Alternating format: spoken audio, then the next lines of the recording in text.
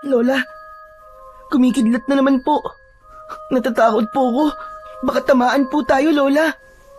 Manahimik ka nga dyan, Pepe. Hindi tayo tatabaan ng kidlat dahil nandito tayo sa loob ng bahay. Matulog ka na. Hindi po kasi ako makatulog, Lola. Natatakot po talaga ako sa kidlat. Saka sa tunog po ng kulog. Pwede po bang tabihan niyo na lang po ako dito sa higaan hanggang sa makatulog po ako? Ay, nako. O sige, sige. Tatabihan kita. Pero bukas ay wala tayong ibibenta na mga basahan. Ano gusto ba? Wala tayong pambili ng pagkain. Lola, bising naman eh. Talagang kinonsensya pa ako. Sige na nga po. Pipilitin ko na lang po matulog. Tama yan. Matulog ka na dyan. 11 taong ka na. Kaya hindi ka na dapat natatakot sa kidlat. Kaya ka palaging inaaway ng mga bata kasi masyado kang matatakotin. Kinuha ko ang isang unan at tinakip ko yon sa aking tenga. Nabawasan man ang lakas ng tunog ng kulog na naririnig ko, ay hindi pa rin nabawasan ang takot na aking nararamdaman. Sa labas ay napakalakas ng ulan. Sa tuwing kumikidlat, ay nagliliwanag sa loob ng aming kubo. Habang ako ay takot na takot, si Lola Bising ay abala sa pagtatahi ng basahan gamit ang luma niyang makina. Nagsimula ang takot ko sa kidlat at kulog nung 7 taong gulang pa lamang ako. Nagkaroon ng napakalakas na bagyo sa aming baryo. Tumaas ang tubig sa ilog at unti-unting tumaas ang baha. Kinailangan naming lumikas noon ng aking mga magulang, pati na si Lola Bising. Hanggang bewang na ang baha ng gabing yun. Lumabas ang nanay at tatay ko para tignan kung kakayanin ba namin ang malakas na agos ng tubig. At nang nasa labas na sila, ay sabay silang tinamaan ng kidlat. Kitang-kita ko kung paano nangisay ang mga katawan nila. Inanod sila ng baha at kinabukasan na natagpuan ang kanilang bangkay. Simula noon ay nagkaroon na ako ng matinding takot sa kidlat at kulog. Pakiramdam ko kasi ay tatamaan ako ng kidlat kahit nasa loob lang ako ng bahay. Tuwing kumikidlat at kumukulog ay naaalala ko rin ang pagkamatay ng aking mga magulang. Lola Bising? Oh, akala ko ba tulog ka na? Matulog ka na para hindi mo na marinig ang kulog. Hindi po, may itatanong lang po sana ako, Lola. Ano ba yon? Sa tingin niyo po ba, ay masaya na po si nanay at tatay kung nasaan po sila ngayon? Abay, oo naman. Malamang ay nasa langit na sila, sa paraiso, kasama ang ating Panginoon. Bakit mo naman naitanong yan, Apo? Iniisip ko po kasi na maswerte pala sila. Kasi kahit namatay po sila, ay masaya na po sila pagkatapos. Mas maswerte tayo kasi tayo ay buhay. Tandaan mo, Apo, ang buhay ng tao ang pinakamagandang biyaya ng Panginoong Diyos sa atin. Hala, sige na. Matulog ka na dyan at matagal pa akong matatapos dito. Magdasal ka muna para hindi ka natatakot, hane. Sige na. Hindi na ako nagsalita pa. Mariin kong ipinikit ang aking mga mata. At sa isip ko ay nagdasal ako sa Panginoong Diyos. Ipinagdasal ko na sana ay mawala na ang takot ko sa kidlat at kulog. Maya-maya pa ay hindi ko namalayan na nakatulog na pala ako.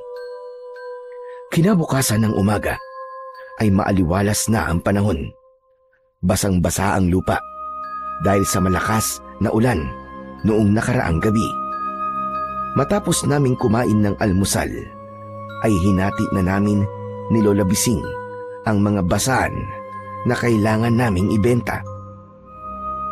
Sa ibang baryo kasi, nagtitindaan lola ko, habang ako naman ay sa mismong baryo lang namin. Maya-maya pa ay sabay na kaming lumabas ni Lola Bising habang dala ang kanya-kanya naming paninda na mga basahan. Pepe, wag mo kakalimutan na bago mag-alas 12 ay umuwi ka na, hane. Magsaing ka at initin mo lang yung ulam natin kagabi. Dahil panigurado na hapon na ako makakauwi. Opo, Lola. Mag-iingat po kayo, ah. Ikaw din, mag-iingat ka. At kapag may nanukso sa'yo, ay iwasan mo na lang. Wag mo na patulan. Ayoko na uuwi ako tapos magsusumbong ka na naman sa akin na inaway ka na naman ni Betong. Bakit parang sa akin pa po kayo nagagalit, Lola? Hindi po ba dapat po kay Betong po kayo magalit? Hindi ako nagagalit sa'yo, Apo. At sa akin lang naman, mas maganda kasi kung ikaw na lamang ang iiwas kay Betong. Alam mo namang kulang sa aruga at pagmamahal ang batang yon. Walang nanay ang nagpalaki sa kanya, kaya walang gumagabay sa kanya. Kaya ikaw na lang ang umunawa. Ikaw na lang ang umiwas.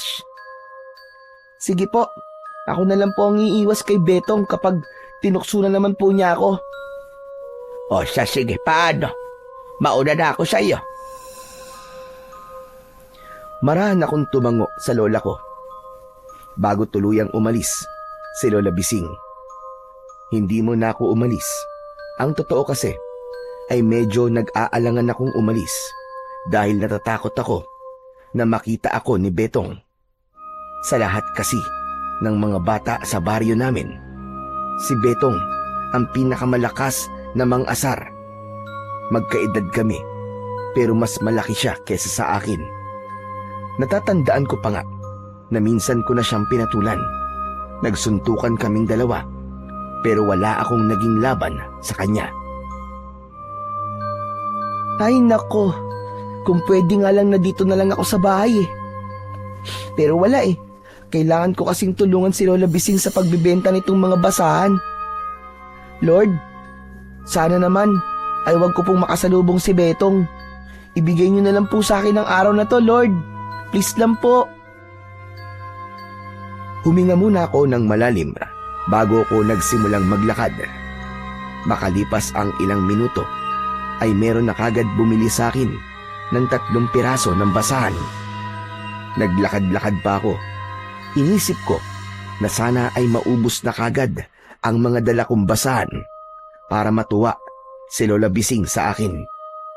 Minsan kasi, kapag malaki ang kinikita namin, ay binibigyan ako ni Lola ng pera. Itinatabi ko ang pera para meron akong pandagdag sa aking baon sa susunod na pasukan sa school.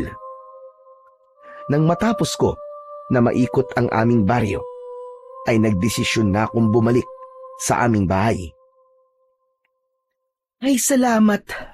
Buti naman at hindi ko nakita ngayong araw si Betong. Ligtas ako sa panunukso ng mokong na yon. Nagulat at napasigaw ako nang may narinig akong malakas na tunog na parang kulog sa aking likuran. Napayuko ako at nabitiwan ko ang mga basahang dala ko. Itinakip ko ang mga kamay ko sa aking tenga. Nanginginig ang buo kong katawan ng mga oras na yon. Hanggang sa narinig ko ang malakas na pagtawa ni Betong sa aking likuran. Nalaman ko na lamang na hindi pala kumulog, kundi may ibinagsak na palangganang gawa sa bakal si Betong sa likuran ko kanina. Grabe, nakakatawa ka talagang takutin, Pepe. Parang ang dagang nakakita ng pusa. Sabi ko na nga ba, at iisipin mong kulog yung palanggana na yun eh. Napakaduwag mo talaga. Pepe, duwag. Ikaw talaga, Betong, oh. Alam mo naman na takot ako sa kulog, ah. Tapos ganyan pa ang ginagawa mo sa akin. Ano ba nakukuha mo sa pananakot sa akin, ha? Napakasalbahe mo talaga, eh, no? Siyempre, natatawa ako. Ikaw lang naman ang nakakapagpatawa sa akin ng ganito eh.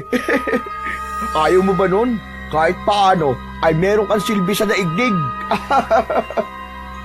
Grabe ka. Kung makapagsalita ka, parang wala akong kwentang tao ah. Ano pa nga ba sa tingin mo? Wala ka kayang ginawa kundi ang magbenta na lamang ng basahan. Tapos matatakutin ka pa. Hindi gaya ko na matapang at malakas. Lahat ng bata rito takot sa akin. Paano hindi sila matatakot sa'yo? Ikaw ang pinakamalaking bata dito sa atin. Para ka kasing kapre. Agad akong nagsisi nang tawagin kong kapre si Betong. Halatang hindi niya yun nagustuhan, kaya sumeryoso ang mukha niya. Nagsalubong ang mga kilay niya at humakbang siya papalapit sa akin. Napaatras naman ako. Gusto ko nang tumakbo, pero naisip ko na kapag ginawa ko yun, ay hahabulin talaga ako ni Betong. Mas mabilis siyang tumakbo, kaya maaabutan niya rin ako. Anong tinawag mo sa akin, ha? Tinawag mo akong kapre? Ha? Anong kapreng sinasabi mo? Hindi kapre yun. Ang sabi ko sa'yo, pare. Oo, pare ang sabi ko sa'yo. Huwag mo na akong niloloko. Nagkakandabulol-bulol ka na dyan. Hindi ako bingi. Narinig ko ang sinabi mo. Tinawag mo akong kapre. Narinig mo naman pala eh. Bakit pinapaulit mo pa sa akin? At talagang sumasagot ka na sa akin ngayon, ha? Ito ang dapat sa'yo. At yun na nga. Sinuntok ako ni Betong sa aking kaliwang pisngi. Napaupo ako sa lupa dahil sa lakas ng kanyang suntok. Natakot ako nang pinatunog ni Betong ang mga daliri niya na parabang hindi pa siya tapos sa pananakit sa akin. Parang awa mo na, Betong, oh. Tama na. Hindi ka pa ba masaya na nasuntok mo na ako ng isa? Please naman, Betong, tama na. Hindi. Nabitin ako. Gusto kong maging kulay violet yung pagbumukha mo dahil sa pasa. Para malaman mo na walang pwedeng manglait sa akin na kahit na sino. Betong! Betong! Tigilan mo ka si Pepe! Nakahinga ko ng maluwag nang makita kong papalapit sa amin si Mang Tibor. Isa siyang matandang lalaki na kilala sa aming baryo dahil sa husay niya pagdating sa panggagamot. Puro puti na ang buhok ni Mang Tibor at medyo payat ang kanyang katawan. May narinig akong kwento noon tungkol sa kanya na noong binata pa si Mang Tibor ay nakikipaglaban daw ito sa mga aswang. Hindi ko nga lang alam kung bakit siya tumigil. Nang nakalapit na sa amin si Mang Tibor, ay tinulungan niya ako na tumayo. Ayos ka lang ba, Pepe? Nako, may pasa ka sa mukha. Ikaw, Betong, ano naman bang ginawa mo rito kay Pepe, ha? Sumusobra ka na. Sinuntok ko. Paano? Tinawag niya akong kapre. Malamang, ikaw ang unang nanukso sa kanya, kaya gumanti lang ito si Pepe. Nakita mo na, kapag ikaw ang nanunukso ay masaya ka, pero kapag ikaw ang tinukso, ay galit na galit ka, at ikaw pa ang may ganang malakit. Bakit ka ba nakikialam, ha, Man Tibor? Ang tanda-tanda nyo na pero sumasali pa kayo sa away ng mga bata. At ano sa tingin mo ang dapat kong gawin? Panoorin ka habang binubugbog mo si Pepe, ganun ba? Hindi ka na ba naaawa sa kanya? Tignan mo nga, at halos doble ng katawan ni Pepe ang laki mo. Hala, sige, umuwi ka na sa inyo at lubayan mo si Pepe. Kapag nakita ko pang inaaway mo siya, ay ipapabarangay talaga kita. Sus, nananakot ka lang eh. Di naman pwedeng ipabarangay ang batang katulad ko, no? Sa bagay, totoo yan sinabi mo. Hindi na lang kita ipapabarangay. Babarangin na lang kita. Magpapalabas ako ng kung ano-anong insekto dyan sa bibig mo at sa butas ng kwan mo. Huwag mo ko sinusubukan, Betong. Gusto mo bang gawin ko yun sa'yo? Sa mga sinabing yun ni Mang Tibor, tila tinablan ng takot si Betong. Hindi na siya nakapagsalita. Mabilis siyang tumakbo palayo habang dala ang palanggana. Nang wala na si Betong, ay saka ko pinulot ang mga basahan na nabitiwan ko. Saka ako humarap kay Mang Tibor. Maraming salamat po sa inyo, Mang Tibor. Kung di po kayo dumating, naku, malamang po bugbog sarado na po ako ngayon. Walang anuman, Pepe. Hindi ko kasi kayang walang gawin kapag may nakikita kong inaapi. Ano ba kasi talaga ang nangyari? Bakit sinaktan ka ni Betong? Ginulat po niya kasi ako gamit po yung palanggana niya. Ibinigsak po niya yun ng malakas sa likuran ko at inakala ko po, nakulog po yun.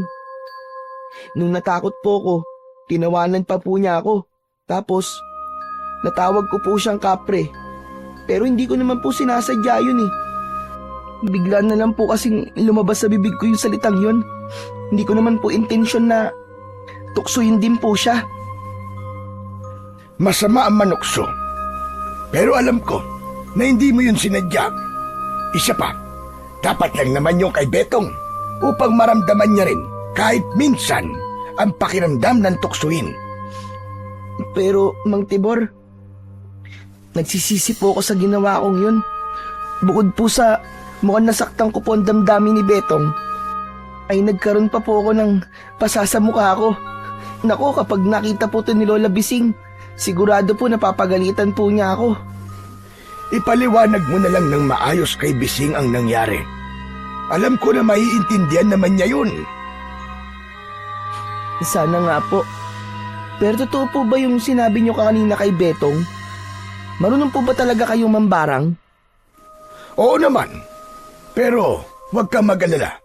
Kasi hindi ko naman talaga babarangin si Betong. Tinakot ko lang siya para hindi ka na niya awayin.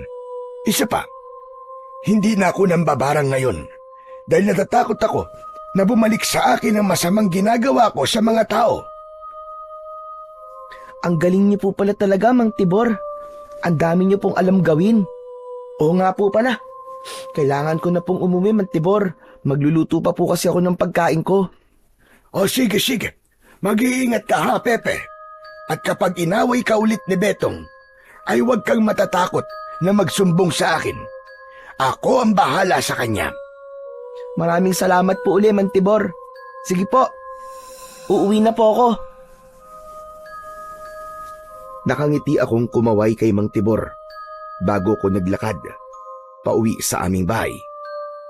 Habang naglalakad, ay hinawakan ko lang ang kaliwa kong pisngi na sinuntok ni Betong. Ramdam ko pa rin ang pananakit nun. Nang nakarating na ako sa aming bahay, ay nagsaing na ako. Nang tingnan ko sa salamin ang aking muka, ay mas lalo akong kinabahan dahil namumula yun. Sigurado ko na magagalit talaga si Lola Bising kapag nakita niya ito. Gaya ng aking inaasahan, nagalit nga si Lola Bising nang nakita niya ang pasa sa aking pisngi. Hindi na ako nagsinungaling sa kanya at sinabi ko sa kanya ang totoong nangyari. Ang mabuti pa ay puntahan ko na ang Betong na yon sa bahay nila. Dapat malaman ng tatay niya ang ginawa niya sa iyo. Huwag na po, Lola. Ayos lang naman po ako eh. Saka baka pag pumunta po kayo ron, mas lalo po akong tuksoy ni Betong. Baka sabihin po niya sumbongero ko. Ako ka talagang bata ka. Talagang iniisip mo pa yan. O sige, hindi muna ako pupunta ngayon. Pero kapag naulit na naman yan, ay talagang susugod na ako sa bahay nila. Sumusobra lang ang Betong na yon. Lola, kalma lang po. Relax. Baka mamaya po atakihin po kayo niyan sa puso. Tumigil ka. Wala akong sakit sa puso. Oo nga pala, maiba ako. Hindi ka na pwedeng lumabas kapag madilim na, Narinig ko na pinagkukwentuhan sa kabilang baryo na meron daw aswang na gumagala roon. Hindi natin alam na baka dito pumunta yung aswang na yon. Mas mabuti nang maging maingat tayo kaysa magsisi tayo sa huli. Ano po, Lola? Aswang? Totoo po ba mga aswang, Lola? Oo naman. Hindi ba noon ay may mga aswang na sumalakay dito sa baryo natin. Hindi mo yun alam kasi hindi ka pa ipinapanganak nang nangyari yun. Yun po ba yung mga aswang na nilabanan noon ni Mang Tibor? Yun po ba? Yun nga. Saka sabi ng mga tao sa kabilang baryo, ay may nabiktima na rin daw na isang buntis ang aswang. Aba, ilang araw na raw nawawala yung buntis na yon. Tapos nang natagpuan nila sa talahiban, ay wakwak ang tiyan at wala na ang sanggol sa loob na sinapupunan nito. Hindi pa nakakatakot iyon. Nakakatakot nga po, Lola Bising. Huwag po kayo mag-alala kasi hindi na po talaga ako lalabas tuwing gabi. Dito na lang po ako sa loob ng bahay natin. Tama yan. Sumunod ka lang sa mga sinasabi ko at paniguradong hindi ka mapapahamak. Hala, sige na. Mamaya na tayo magkwentuhan at magluluto na muna ako. Huwag ka na lumabas at papalubog na ang araw, hane. Opo, dito na lang po ako sa loob ng bahay natin. Habang nilalaro ko, ang luma kong laro ang robot, ay bigla akong natigilan. Naisip ko na mukhang hindi na lang sa kidlat at kulog ako matatakot ngayon, kundi maging sa mga aswang na maaaring umatake sa aming baryo. Matapos ang ilang araw, ay kumalat na nga sa lugar namin ang kwento na may nakitang aswang ang isang matandang babae na kapitbahay namin. Dahil doon ay nagkaroon ng takot ang mga tao na lumabas tuwing gabi. Isang gabi, sa gitna ng aking pagtulog, ay nagising ako dahil nakaramdam ako na kailangan kong gumamit ng banyo. Lumabas ako ng kubo at nagtungo ako sa banyo na nasa likod. Habang nasa loob ako ng banyo, ay may narinig akong humihingal ng malakas. Parang isang taong pagod na pagod. Sumilip ako sa siwang ng dingding ng banyo na gawa sa pawid. At nagulat ako nang may nakita akong isang pares ng mapupulang mga mata na parabang nagliliwanag sa dilim. Naroon yon sa tabi ng puno ng mangga. Tila naramdaman ng nilalang na yon na naroon ako sa banyo. Kaya nagsimula yung maglakad papalapit. At habang papalapit siya ng papalapit, ay unti-unting lumitaw ang nakakatakot niyang anyo. Ang nilalang ay may matutulis na mga ngipin at kuko. Nangingitim ang balat niya at ang mukha niya ay mabalasik na parabang galit na galit. May lumalabas pa na malapot na laway sa bibig niya na parabang gutom na gutom siya.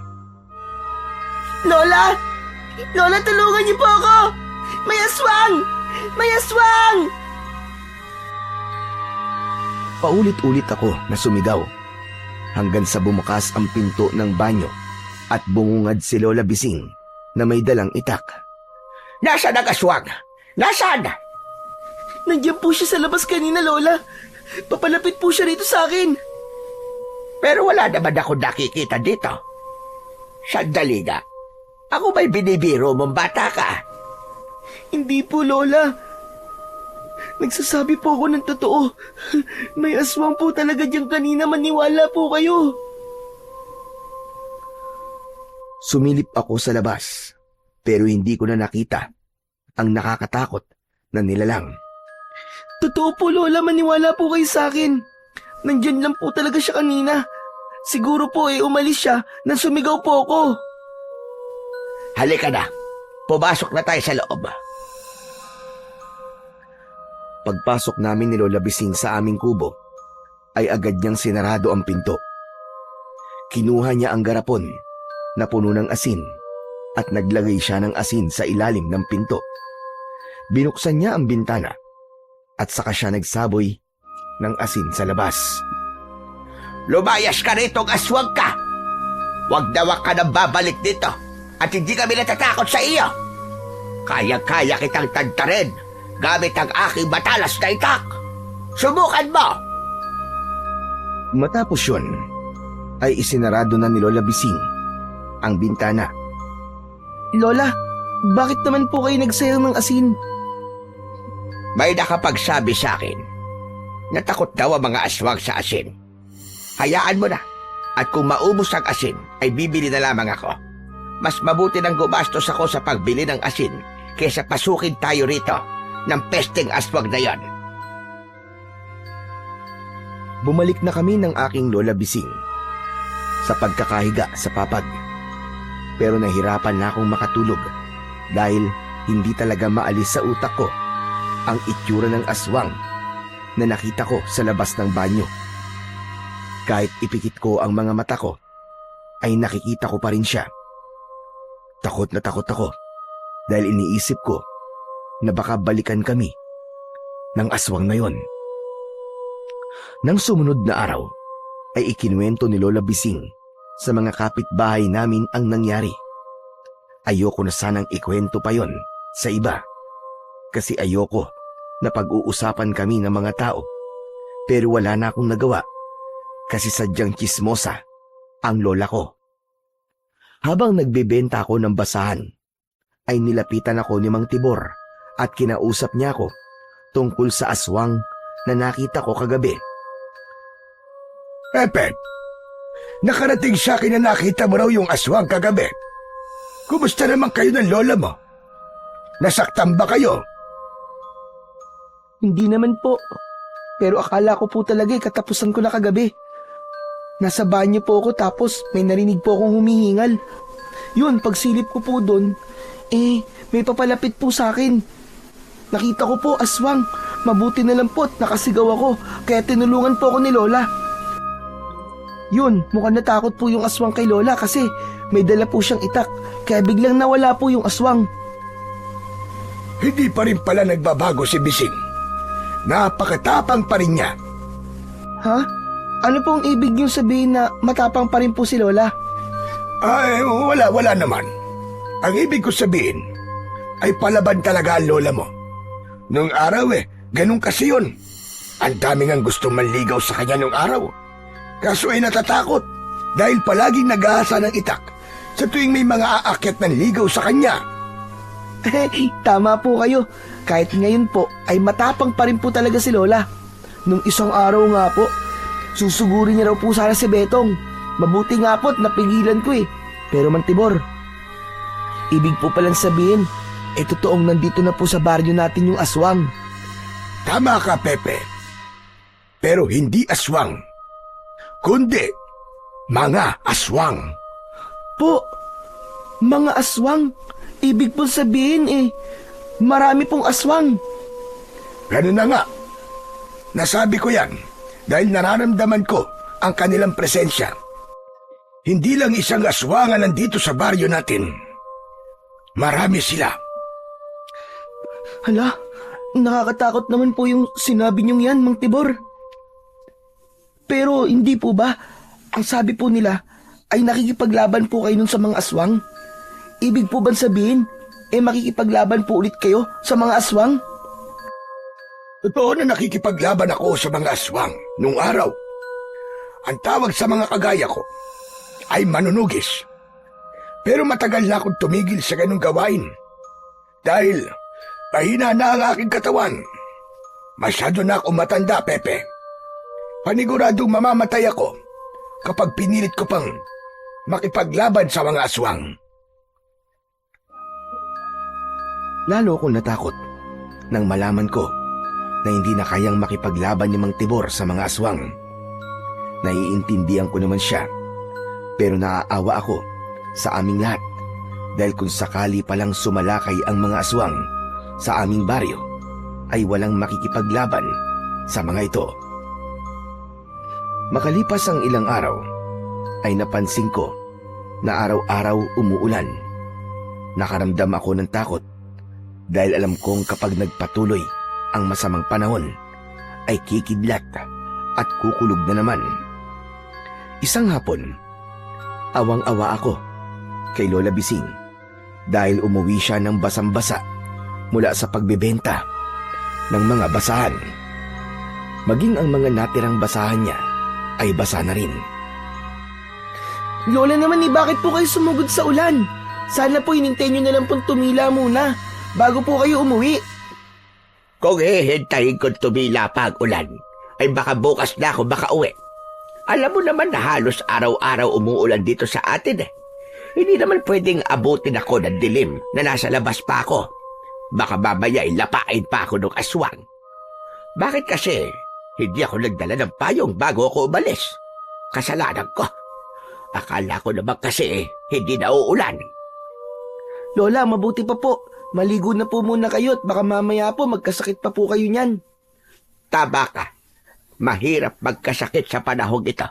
O sige, maliligo na muna ako. Isampay mo nga ito mga basahan doon sa may bintana para matuyo. Pwede pang ibenta ang mga ito. Nang nagpunta na si Lola Bising sa banyo, ay isinampay ko na ang mga basang-basahan sa tabi ng bintana. Nakita ko ang buhos ng ulan na palakas ng palakas. Bigla akong natigilan at naramdaman ko ang panlalamig ng aking katawan. Bumalik sa alaala ko ang eksena kung saan tinamaan ng kidlat ang aking mga magulang. Malakas akong napasigaw nang dumagundong ang napakalakas na kulog at sinundan yon ng napakaliwanag na kidlat. Tumakbo ako sa isang sulok ng kubo. Niyakap ko ang sarili ko habang umiiyak at sumisigaw. Humahangos na pumasok sa kubo si Lola. Puno pa ng sabon ang mukha niya at nakatapi siya ng tuwalya. Agad niya akong nilapitan at hinawakan niya ang magkabilaan kong balikat.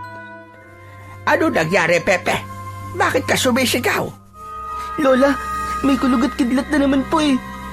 Natatakot po ako bakit tamaan po ako bigla. Ano ka ba namang bata ka?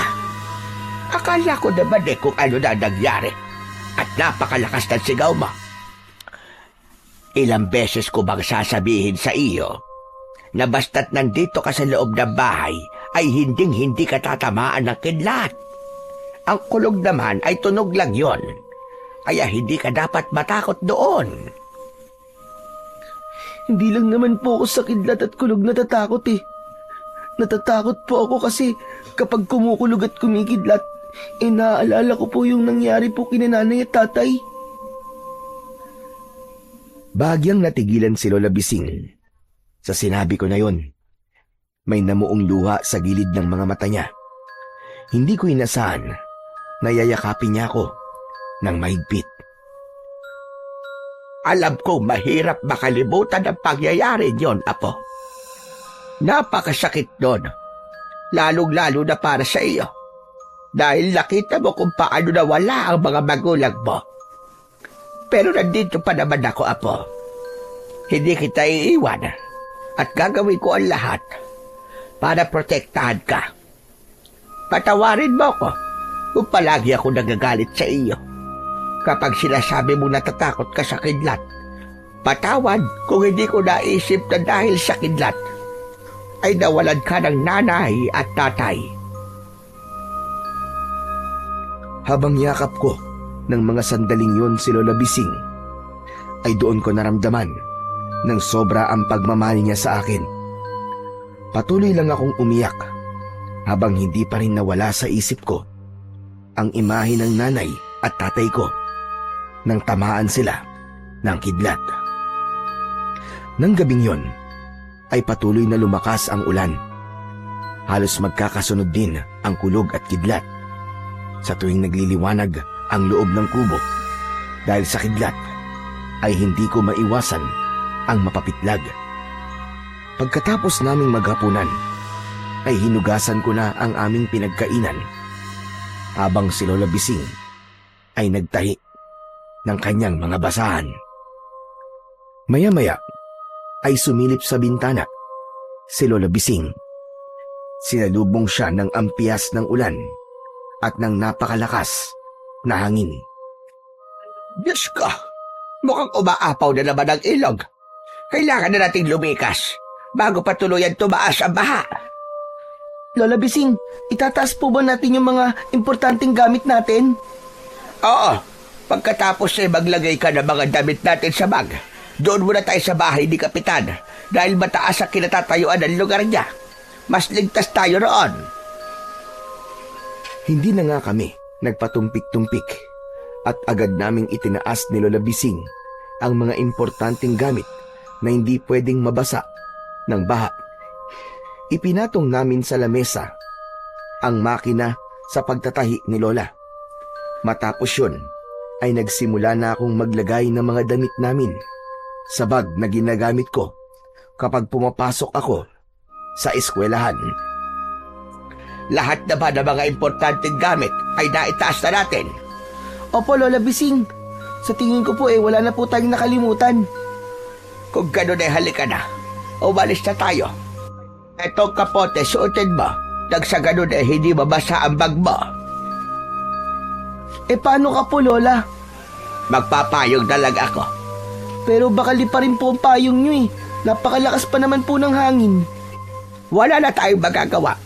Kailangan na nating umalis dito at baka tumaas pa na gusto ang baha.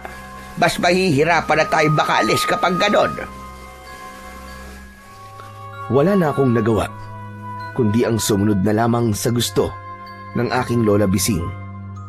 Bago kami tuluyang umalis, ay nagdasal muna kami ni Lola. Ipinagdasal namin sa Panginoong Diyos na sana ay hindi masira ng bagyo ang aming kubo. Matapos yun, ay lumabas na kami at ikinandado na ni Lola Bising ang pinto. Hanggang tuhod ko na ang tubig sa labas. Napakapit ako ng mahigpit sa braso ni Lola Bising nang gumuhit sa langit ang napakatalim na kidlat. Huwag kang matakot. Kumapit ka lang sa akin. Kahit anong mangyari, ay huwag kang bibitaw. Naiintindihan mo ba? Opo, Lola. Naiintindihan ko po. O siya, sige, tara na. Umalis na tayo habang hindi pa mataas ang baha. Inumpisahan na namin ni Lola Bising ang paglalakad. Nang sandaling yon, ay pinilit kong maging matapang. Pero sa tuwing kumikidlat, ay nawawala ang aking tapang. Maigpit ang pagkakahawak ko sa braso ni Lola. Kung pwede nga lang na pumikit habang naglalakad para hindi ko makita ang kidlat ay ginawa ko na. Pero hindi ko yung pwedeng gawin dahil hindi ko makikita ang aming dinadaanan. Biglang umihip ang mas malakas na hangin. Nabitiwan ni Lola Bising ang hawak niyang payong. Sumabit yun sa isang makapal na halaman na nasa gilid ng daan. Lola, yung payong niyo po! Pabayaan mo na yun, Apo. Basa na rin naman ako. Pero yun na lang po ang payong na meron tayo. Sandali lang po at kukunin ko. Huwag na! Tara na, Apo. Pabayaan mo na. Hindi ko pinakinggan si Lola Bising. Para sa kagaya naming mahirap lang, ay napaka-importante ng isang payong na yon. Tumakbo ako para kunin ang payong. Ano ka ba, bata ka? Bumalik ka na rito. Napakatigas talaga ng ulo mo. Hindi ka marunong makinig. Nang nakuha ko na ang payong, ay agad ako naglakad pabalik kay Lola Bising. Pero habang naglalakad ako, ay may kakaiba kong naramdaman. Bigla akong kinilabutan hanggang sa dumagundong ang napakalakas na kulog. Sinundan yon ng galit na kidlat na saktong tumama sa akin. Naramdaman ko ang mabilis na paggapang ng kuryente sa buong katawan ko at sa loob ng ilang segundo ay bumagsak ako sa baha. Matapos yon ay wala na akong naalala dahil nawalan na ako ng malay. Sa pagbabalik ng aking kamalayan ay nagulat ako dahil nagising ako sa isang lugar na parang isang paraiso. Puno ng iba't ibang makukulay na mga bulaklak ang paligid. May mga punong mayayabong ang dahon at napakaaliwalas ng kalangitan. Mas lalo kong nagulat ng isang matangkad na lalaki na may kayumangging balat ang lumitaw sa aking harapan. Meron siyang pakpak na kulay ginto. at ang buhok niya ay kulay puti. Huwag kang matakot, Pepe. Hindi kita sasaktan. Sino ka po ba? Isa ka po bang anghel? Patay na po ba ako? Wala ka pa sa kabilang buhay. Narito ka sa aking kaharian. Ang pangalan ko ay Makaptan. Ako ang Diyos ng Kalangitan. Diyos ng kalangitan? Pero paano po ako napunta rito? Ang kidlat na tumama sa'yo, ang ginawa kong daan upang mapunta ka rito. Paumanin, Pepe, kung sa ganung paraan kita dinala sa aking kaharian. Ganun po ba? Ang akala ko po talaga ay si San Pedro po kayo o kaya po ay isang anghel. Pero pwede po bang ibalik niyo na po ako kay Lola? Panigurado po nag-aalala na po yun sa akin eh. Huwag kang mabahala dahil ibabalik din kita sa inyong mundo.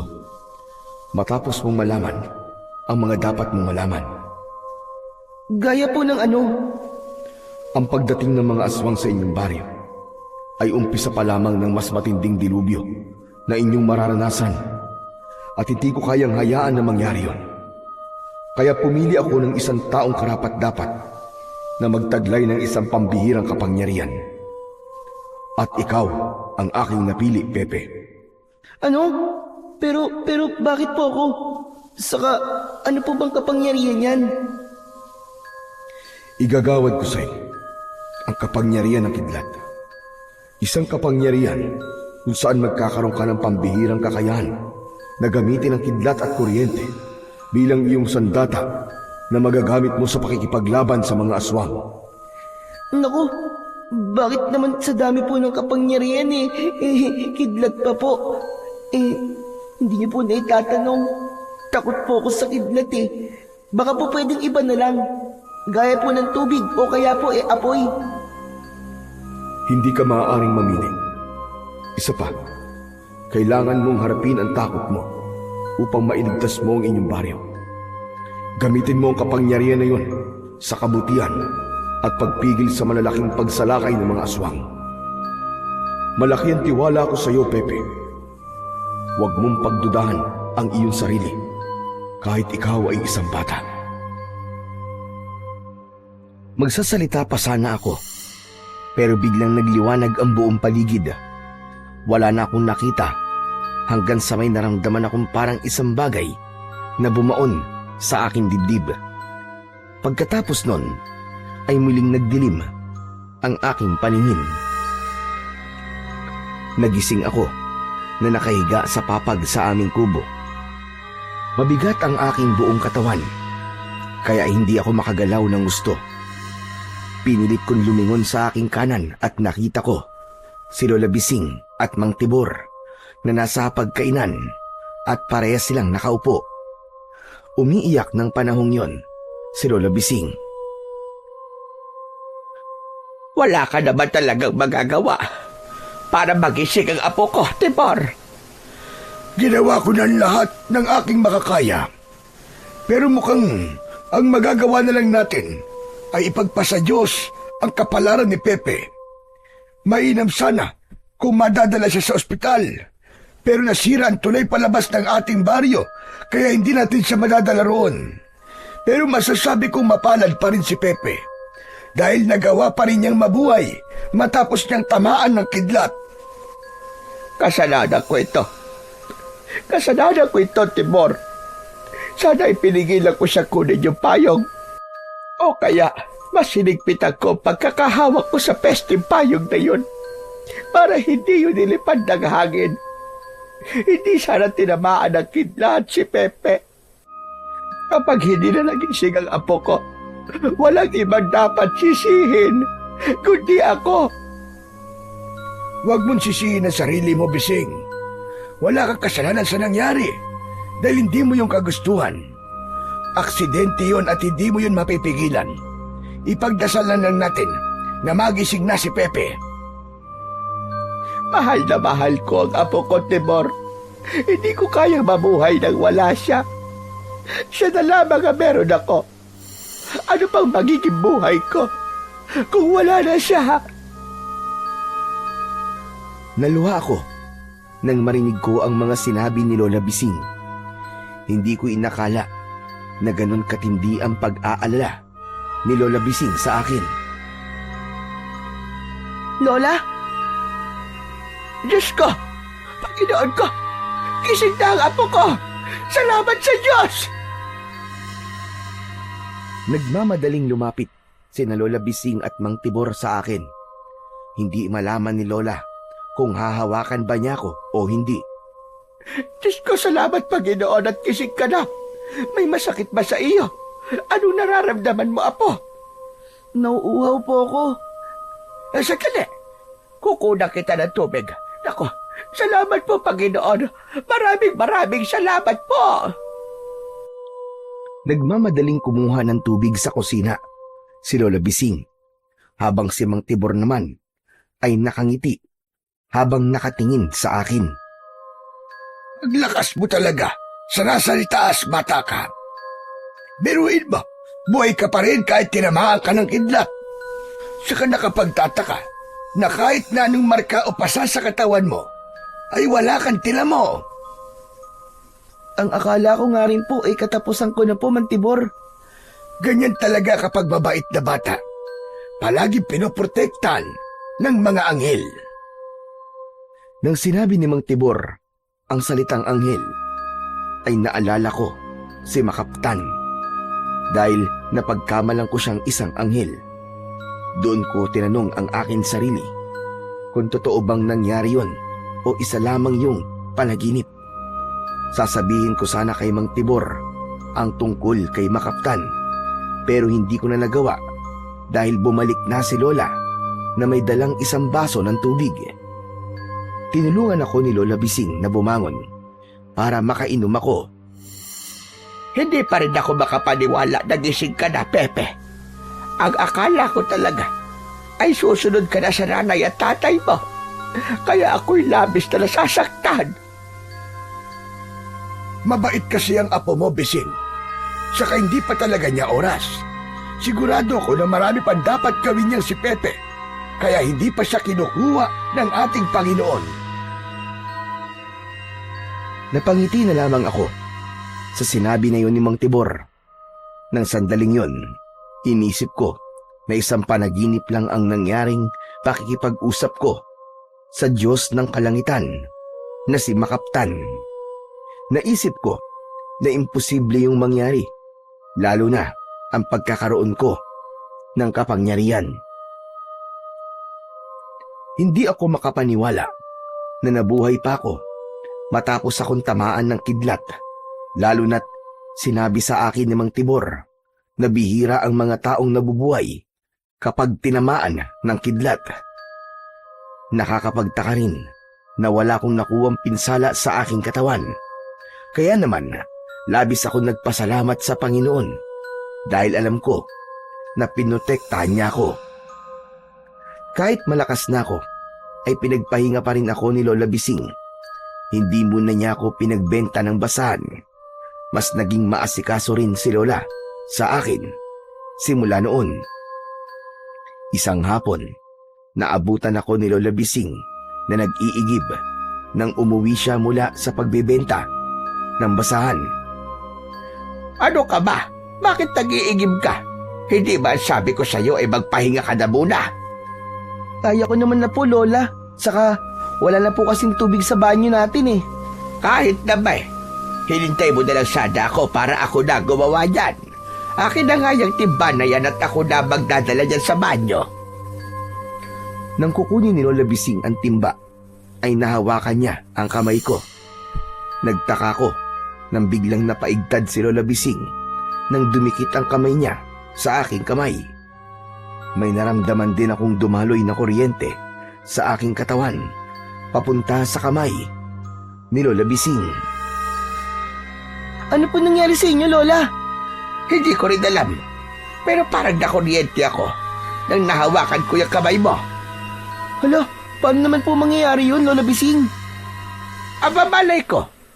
Hindi kaya may kuryente dyan sa loob ng katawan mo. kasi tinamaan ka ng kidlat. Lola naman nagpapatawa na naman po kayo eh. Imposible naman pong mangyari yung sinasabi niyo po. Basta nakuryente ako nang hawakan kita eh. Pero hayaan mo na. Bitiwan mo na yung timbang at ako na magdadala niya sa banyo. Hinayaan ko na lang si Lola Bising na kunin ang timbang puno ng tubig. Nang dalhin yun ni Lola Bising sa banyo, ay nagtatakang tinignan ko ang aking mga kamay.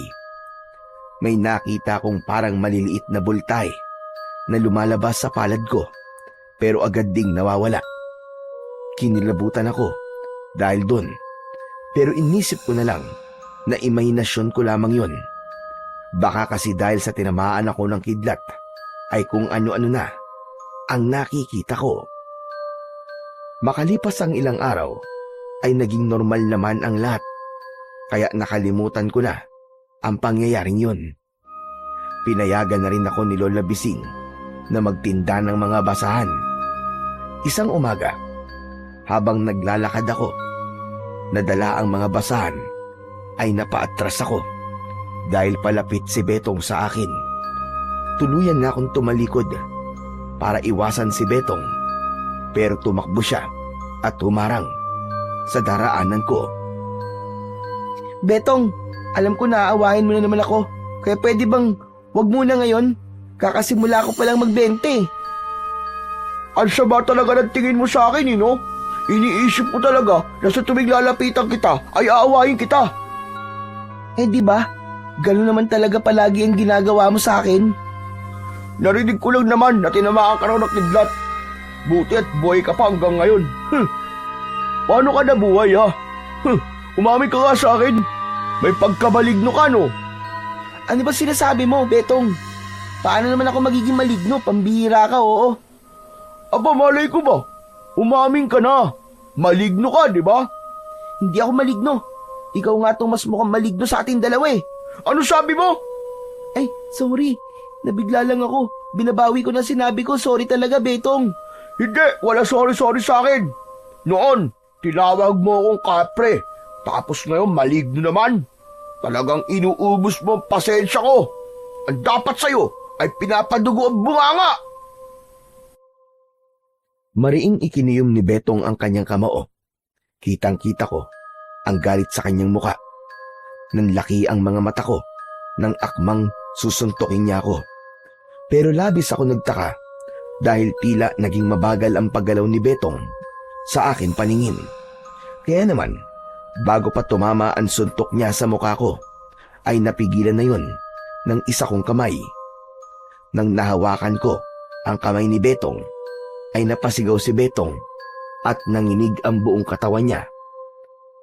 Agad kong binitiwan si Betong at saka siya malakas na umiyak. Betong, ano nangyari sa'yo? Ayos ka lang ba? Kinuryente mo ako, Pepe. Sabi ko na nga ba eh. Isa kang maligno. Maligno ka. Hindi totoo yan, Betong. Hindi ako maligno. Maniwala ka sa akin. Umanda ka. Ipagkakalat ko na kinuryente mo ako. Sasabihin ko sa lahat na isa kang maligno. Nagmamadaling tumakbo palayo si Betong at naiwan akong naguguluhan. Yun na kasi ang pangalawang pagkakataon na may nakuryente dahil lang nahawakan ko sila. Una, si Lola Bising at si Betong naman ang pangalawa. Sa takot ko na gawin ni Betong ang banta niya, ay umuwi muna ako sa bahay. Nagkulong ako sa loob ng aming kubo habang nag-iisip kung ano ang dapat kong gawin. Pambihira naman, oo. Ano ba itong nangyayari sa akin? Bakit sila nakukuryente kapag hinahawakan nila ako? Anak ng... Pero yari ako nito kapag ipinagkalat talaga ni Betong yung nangyari kanina. Baka isipin ng mga tao na isa nga akong maligno. Diyos ko po, tulungan niyo po ako malampasan to. Nagulat ako nang may biglang kumatok sa pinto. Nang marinig ko ang boses ni Mang Tibor, ay saka ko binuksan ang pinto. Agad na isinara ni Mang Tibor ang pinto nang nakapasok na siya seryoso niya akong tinignan. Ano pong kailangan niyo, Mang Tibor? Nakita ko ang nangyari kanina. Po, ano pong ibig niyo pong sabihin? Nakita ko na kinuryente mo si Betong. Sigurado ko na hindi siya umaarte lang at totoong nakuryente siya nang hawakan mo ang kamay niya. Paanong nangyari yung Pepe? Magsabi ka sa akin ang totoo. Maniwala po kayo, Mang Tibor. Hindi ko po alam. Kahit nga po ako'y naguguluhan din eh. Si Lola Bising din po kasi nakuryente po siya nung isang araw nung aksidente pong nahawakan niya po ang kamay ko. Hindi po kaya may kinalaman sa nangyayari sa akin ngayon yung pagtama po sa akin ng kidlat? Yun din ang hinala ko. Pero matapos kang tamaan ng kidlat, may iba pa bang nangyari? Si ano po? Si Makaptan po. Anong tungkol kay Makaptan? Kilala niyo po ba siya? Oo, si Makaptan ay isang kinikilalang Diyos ng kalangitan dito sa ating baryo. Pero siya ay isang alamat lamang. Hindi siya totoo. Mang Tibor, ang totoo nga po niyan eh. Nakausap ko po si Makaptan. Hindi nga lang po ako sigurado kung panaginip lang po ba yun o ano. Ang sabi po niya sa akin, bibigyan daw po niya ako ng kapangyarihan ng kidlat para labanan ko po mga aswang. Kailangan ko raw pong pigilan ng mga aswang bago bangyari yung sinasabi niyang malaking pagsalaki ng mga aswang dito sa ating baryo. Sus Mariosep, totoo ba yan sinasabi mo? O baka gawa-gawa mo lang yan? Pexman po, Mang Tibor. Hindi po ako nagsisinungaling. Kilala niyo naman po ako, Mang Tibor, di ba? Hindi ko po ugaling magsinungaling. Kaya nga po, ayokong sabihin ito kahit kay Lola Bising eh. Kasi alam kong iisipin nyo na hindi ako nagsasabi ng totoo. Sandaling tumahimik si Mang Tibor habang diretso siyang nakatingin sa mga mata ko. Naramdaman kong binabasa niya ako. Alam ko na inaalam niya kung nagsasabi ba ako ng katotohanan. Kung ayaw niyo po maniwala sa akin, hindi ko naman po kayo pipilitin. Kalimutan niyo na lang po ang mga sinabi ko. Hindi, Pepe. Naniniwala na ako sa'yo. Naramdaman ko na nagsasabi ka talaga ng totoo. Talaga po. Pero hindi ko po kasi alam kung panaginip lang po ba o nakausap kong talaga si Makaptan. Basta po sa pagkakaalala ko po, ang sabi niya ay tinamaan daw po ako ng kidlat para makapunta ako sa kaharian niya at para makausap ko po siya. Akala ko nga po ay nasa langit na po ako nun eh. Kasi para pong paraiso po yung lugar na yun. Ang ganda-ganda po talaga. Sa palagay ko, ay hindi yun isang panaginip. Siguro nga, ay totoong binigyan ka ni Makaptan ng kapangyarihan ng kidlat upang ikaw ang maging solusyon sa pag-atake ng mga aswang na nangyayari sa baryo natin ngayon. Yan ang paliwanag kung bakit nagawa mong kuryentehin si Betong kanina. Ibig po bang sabihin, ay kailangan ko po makipaglaban sa mga aswang? Ganun na nga, Pepe. Naku, ayoko po. Takot po ako sa mga aswang eh. Hindi po ba, matatanda lang ang dapat na lumaban sa mga aswang? Bata pa po ako. Kung yun ang sinabi sa'yo ni Makaptan na dahilan kung bakit kanya binigyan ng kapangyarihan, ay kailangan mong labanan talaga ang mga aswang. Pero masyado pa po akong bata, Mang Tibor. Ang pagiging tagapagtanggol ay wala sa edad o kahit sa kasarian. Huwag mong iisipin na porke bata ka ay hindi mo na kayang labanan ang mga aswang. Isang Diyos si Makaptan at alam niya ang kanyang ginagawa. Ikaw ang karapat-dapat na napili niya. Kaya sa'yo niya ibinigay ang ganyang kabigat na responsibilidad. Hindi ko po alam kung kaya ko ang ganitong responsibilidad, Mang Tibor.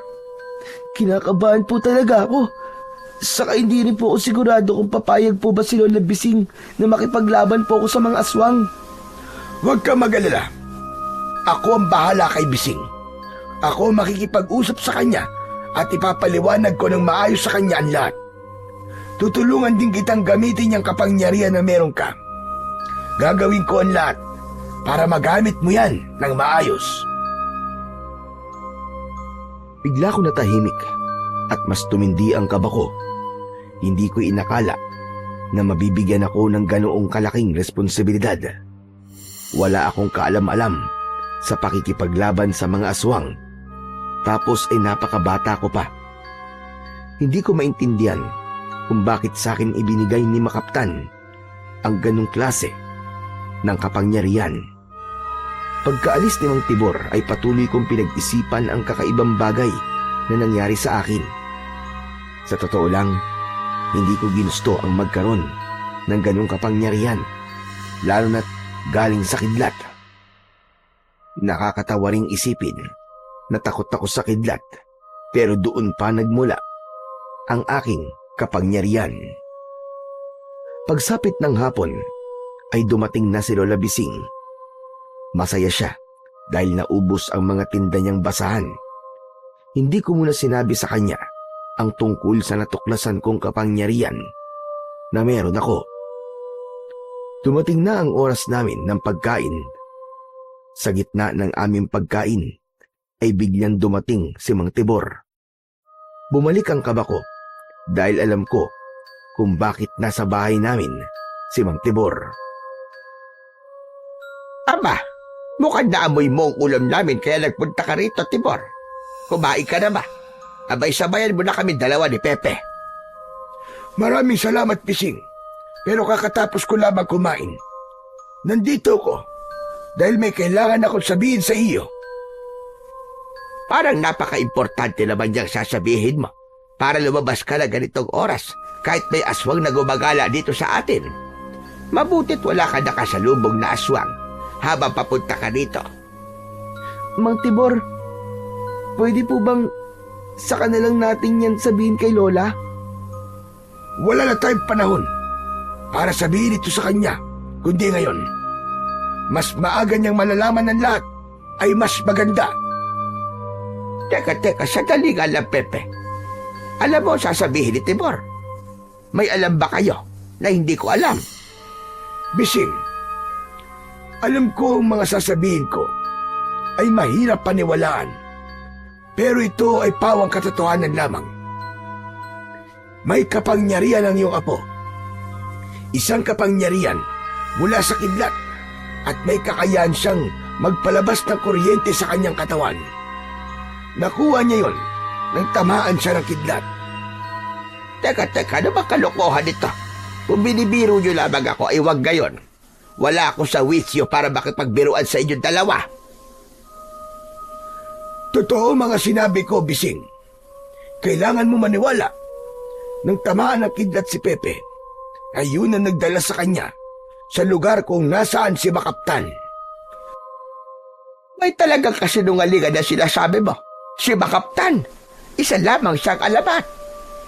Yan din ang akala ko nun. Pero hindi na ngayon. Kanina, nakita ko na inaaway na naman ni Betong si Pepe. Nang susuntukin ni Betong si Pepe, ay pinigilan ni Pepe ang kamay ni Betong.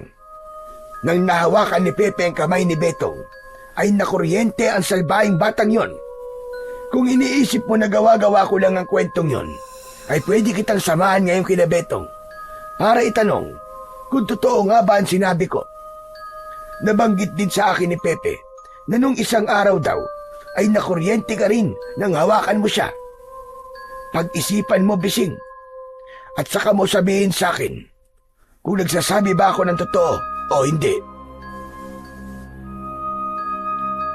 Hindi agad nakapagsalita si Lola Bising na para bang pinag-isipan nito ang mga sinabi ni Mang Tibor, habang ako naman ay nanlalamig na sa sobrang kaba.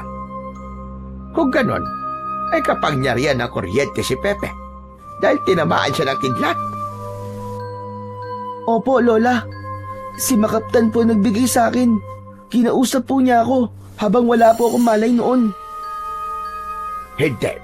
Hindi ito totoo. Hindi ka pwedeng magkaroon ng ganyang kapangyarihan. Ano na lang ang iisipin ng mga tao? Na isa ka maligno? O kaya bigay yan sa iyo ng demonyo. Katatakutan ka nila, Pepe. Baka yan pabagin dahilan para palayasin tayo ng mga tao dito. Kaya kung totoo man yung kapangyarihan mo na yan, ay hindi mo yan pwedeng sabihin sa iba. Tayong tatlo lang ang dapat na makakaalam yan. Nagkakaintindihan ba tayo, ha, Pepe? Binigyan si Pepe ng kapangyarihan upang gamitin laban sa mga aswang. Pasensya ka na, Bising, pero hindi pwedeng mangyari ang gusto mo. At bakit naman hindi? Ano gusto nyo? Ipagmalaki natin sa lahat na may lumalabas na kuryente sa katawan ng apo ko. At ano sunod na mangyayari? Katatakutan ng lahat si Pepe hanggang sa magkaisa sila na paalisin kami sa lugar na ito. Magtiwala ka sa amin dahil hindi yan mangyayari. Isa pa, alam ni Betong ang tungkol sa kakaibang kakayahan ni Pepe. Maaaring sa oras na ito ay may iba na siyang pinagsabihan, kaya wala nang dahilan para itago natin ang bagay na ito. Gusto ko ring sabihin na may dahilan si Makaptan kung bakit niya binigyan si Pepe ng ganung klaseng kapangyarihan. At ano naman ang dahilan na yon? Dahil nakita ni Makaptan ang maaaring mangyari sa ating baryo dahil sa pagsalakay ng mga aswang. Ang apo mo ang napili ni Makaptan na karapat-dapat na lumaban sa mga aswang. Si Pepe ang pag-asa ng ating baryo para mawala na ang mga pesting aswang na sumasalakay dito sa atin. Ano? Makikipaglaban si Pepe sa mga aswang? Naririnig mo ba ang sinasabi mo, Hatibor? At bakit makikipaglaban ang isang bata sa mga halimaw na yon? Diyos ko po, sandali lang. Sumisikip yan ang dibdib ko. Hindi ako makahinga na maayos. Aray ko. Sabi ko naman po kasi sa inyo, Mantibor Huwag po muna natin sabihin kay Lola Pepe, kung totoo ba niya kapangyarihan na yan, ibalik mo na yan kay Makaptan at sabihin mo sa kanya, ibigay na lang niya yan sa mas matanda at huwag sa batang kagaya mo. Pagbihira naman yan. Hindi ba nag-iisip ang Diyos ng kalangitan na iyon? Malakas ang pakiramdam ko na may nakita si Makaptan kay Pepe na hindi natin nakikita. Hindi ibibigay ni Makaptan kay Pepe ang ganyang kapangyarihan kung hindi karapat-dapat ang iyong apo. Kaya magtiwala ka lang, Bising. Kaya ni Pepe na makipaglaban sa mga aswang. Ang kailangan lang niya ay ang suporta mo. Anong klaseng suporta?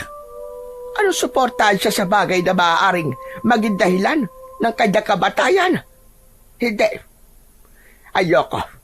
Hindi ako papayag na ilagay ni Pepe ang sarili niya sa panganib dahil baka yan pa ang ikamatay niya. Gagawin ko ang lahat para protektahan ang aking apo. Kaya tapos na ang usapang ito. Kahit anong sabihin ninyo, ay hindi na magbabago ang isip ko. Naiintindihan kita, Bising. Pero sana'y mapagtanto mo na may malaking dahilan kung bakit binigyan si Pepe ng ganyang kapangyarihan. O siya, sige na. Aalis na ako. At sana ay pag-isipan mo ng maigi ang lahat, Bising. Tumayo na nun si Mang Tibor at saka siya lumabas ng bahay namin. Isang mahabang katahimikan ang namayani sa amin ni Lola Bising. Hindi ako makatingin sa kanya kasi alam kong galit siya. Bakit hindi mo kagad sinabi sa akin ang tungkol sa kapangyarihan na yan, ha, Pepe? Hindi ba sabi ko sa'yo ay hindi tayo maglilihim sa isa't isa dahil tayong dalawa na lang ang magkasama? At talagang nauna mo pa sabihin kay Tibor kaysa sa sarili mong lola. Sorry po, Lola.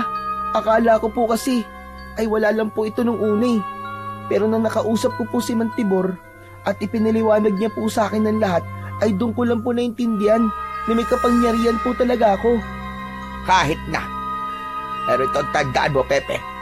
Hindi ka makikipaglaban sa mga aswang at hindi mo gagamitin ang kapangyarihan na yan sa kahit na anong paraan.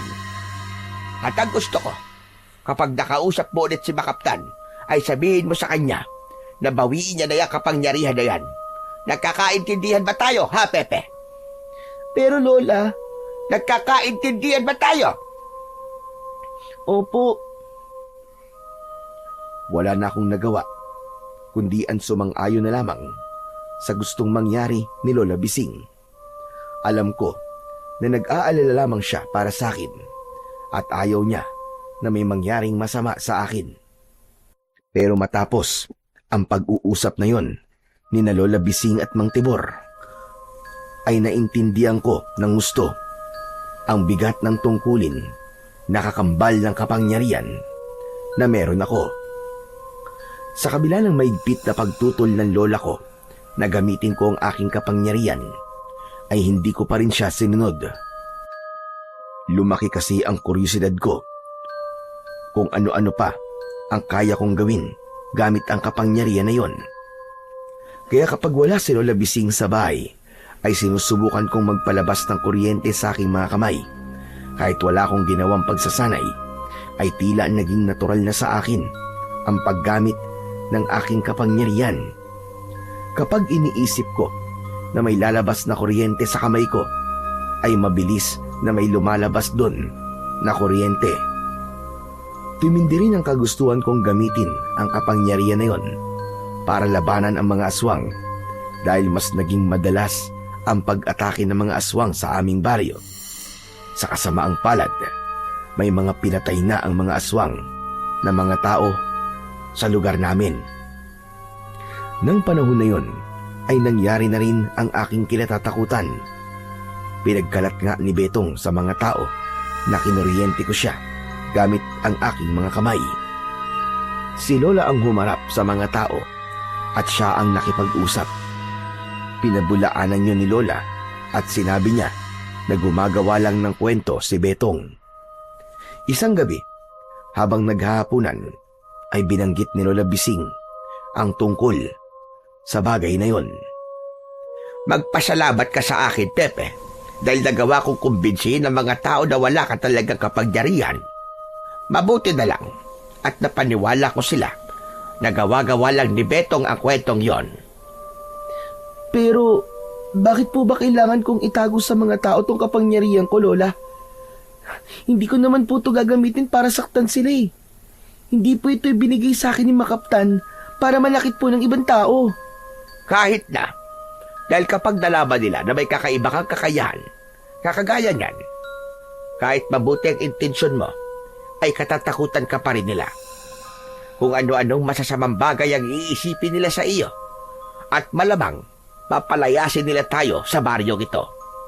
Hindi po ba pwede ko pa nga po itong magamit sa pakikipaglaban ko po sa mga aswang? Tumigil ka! Napag-usapan na natin ang tungkol dyan ah. At hindi pa rin nagbabago ang isip ko. Hindi ka ba natatakot na halos araw-araw ay may natatagpo ang bangkay dito sa atin?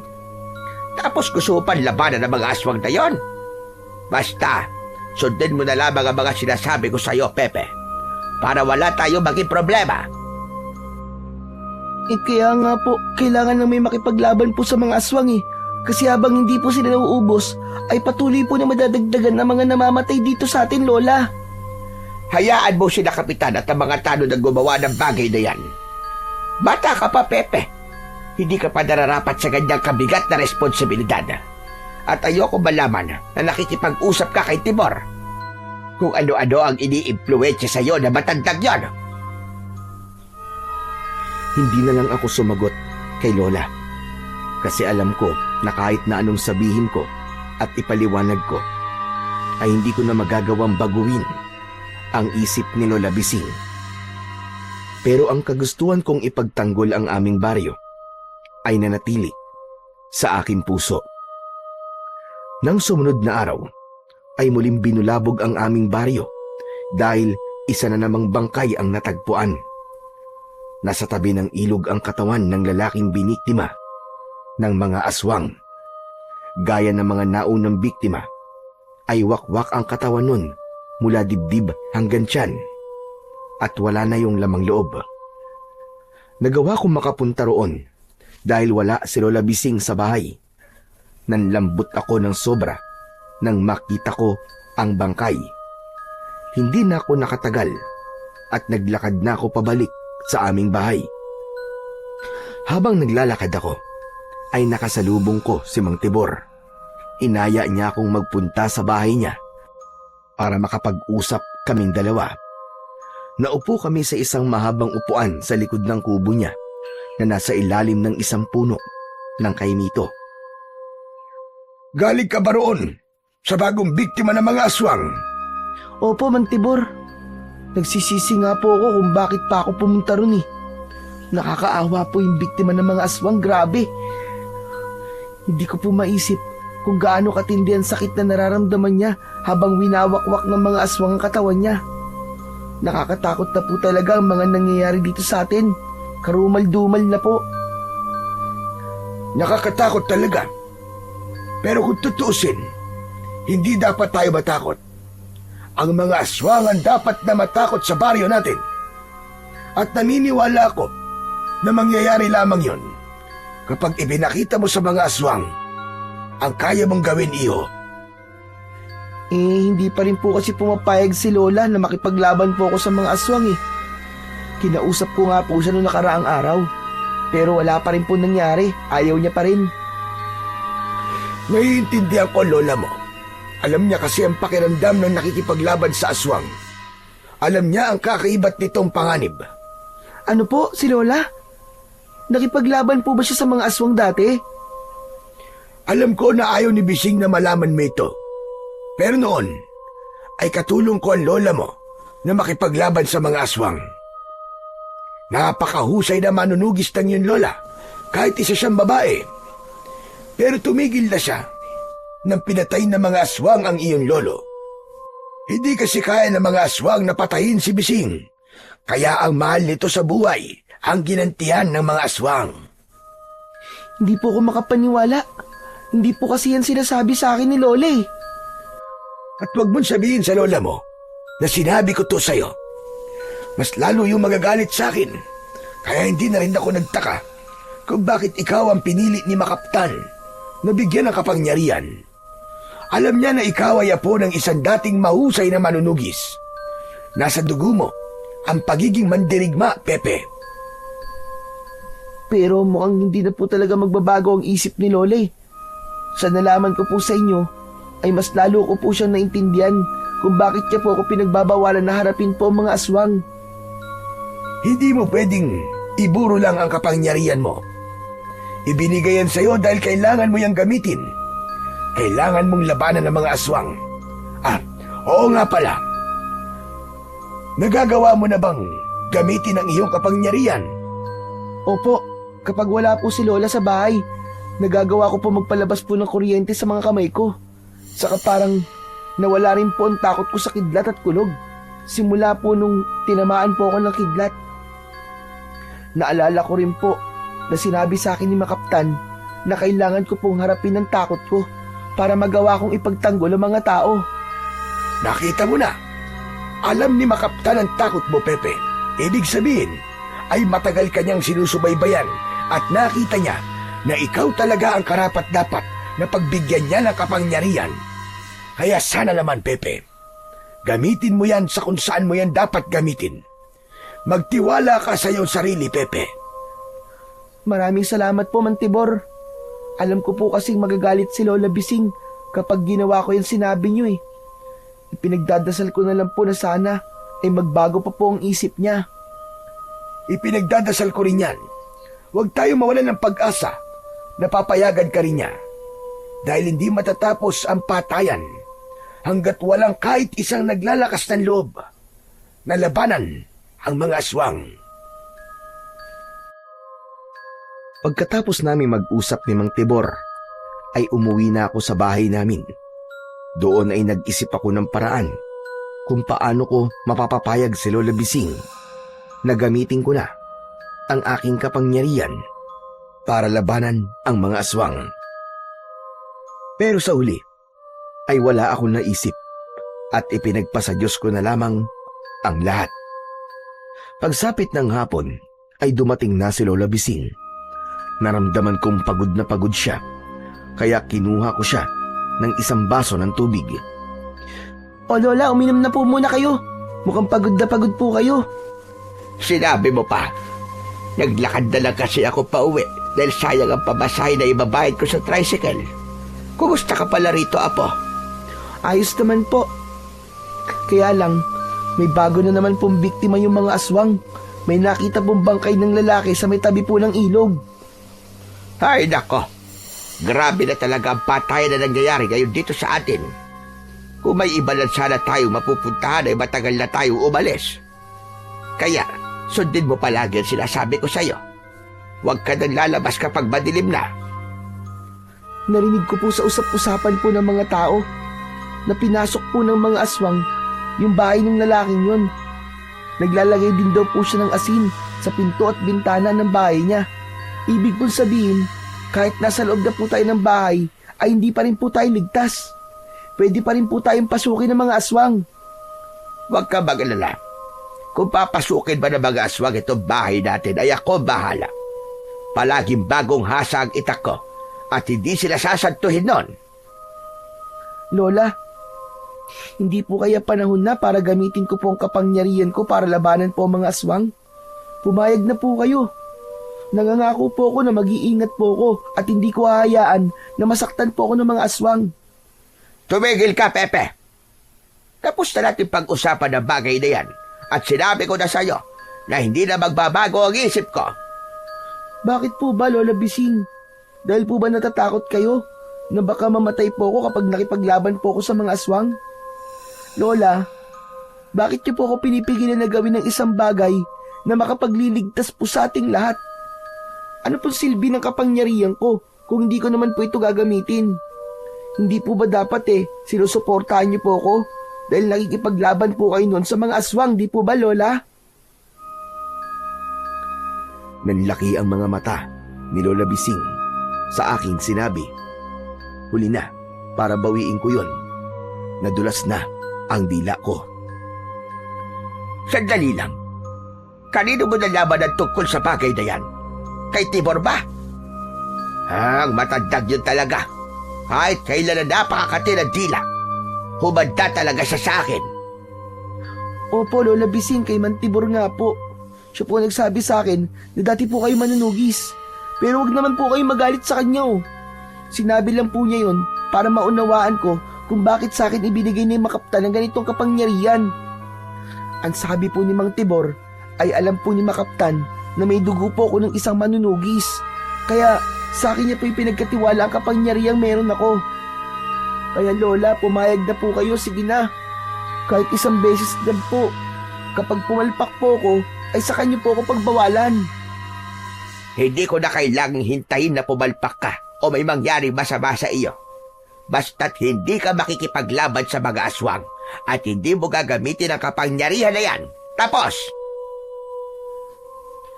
Gusto ko pa sanang magpaliwanag kay Lola Bising. Gusto kong ipaunawa sa kanya na hindi mawawala ang mga aswang sa aming baryo hanggat hindi ko hinaharap ang mga yon. Pero kilala ko ang lola ko. Kapag sinabi niyang hindi pwede, ay hindi talaga pwede. Nang sumunod na araw, isang bangkay na naman ang natagpuan sa aming baryo. Isang matandang babae ang nakitang walang buhay sa loob ng kanyang bahay. Ang paraan ng pagpatay sa matandang babae ay gaya ng sa mga naunang biktima.